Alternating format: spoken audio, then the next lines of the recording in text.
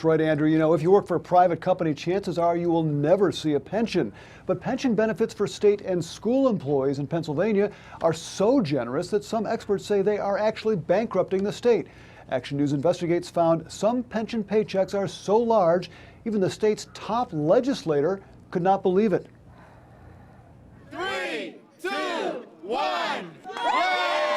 Former state representative Frank Oliver had plenty to celebrate when he retired from the legislature in 2010.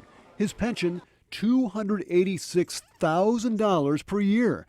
That's more than 3 times the $78,000 salary he earned at the end of his 37-year tenure in the legislature. When Action News Investigates told House Speaker Mike Turzai about Oliver's big pension paycheck, he did not believe it. And how is something like that possible? I don't think that's possible. I just don't think that just does not seem possible to me. But records obtained by Action News Investigates show it is a fact. Oliver's check ballooned because of his longevity and his decision to retire after age 70. Still, his pension is not even the state's biggest. That honor goes to former Penn State President Rodney Erickson, whose retirement pay is $477,000 per year. Gary Schultz, another former Penn State official, is the 5th highest paid retiree at $330,000 per year. Schultz is currently facing criminal charges alleging he helped cover up the Jerry Sandusky sex abuse scandal. Statewide, a total of 1,049 retired state officials and educators collect pensions worth more than $100,000 per year. The top-earning local pensioners include former Allegheny County Judge Lee Major, $189,000.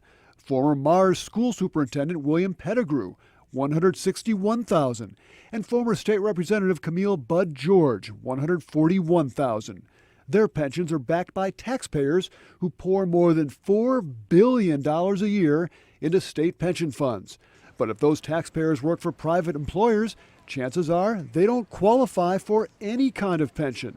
And some of them were shocked to hear about the sky-high state pensions. That amount of money is ridiculous. Like most of us, Chuck Reinecker will rely only on a 401k plan and Social Security when he retires. We would all like to make 6 figures, but we can't.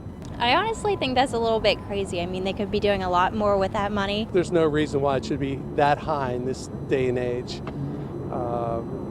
especially with everyone else's pensions that have either been eliminated or reduced to almost nothing. Pensions have been a sticking point in the budget battle between Governor Tom Wolf and Republicans in the legislature. Both sides agree there's a problem, but they have not been able to agree on a solution.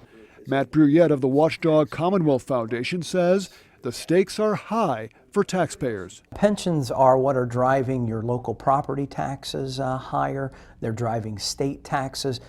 If we fail to get control of our pension crisis, it is threatening to bankrupt governments all across Pennsylvania.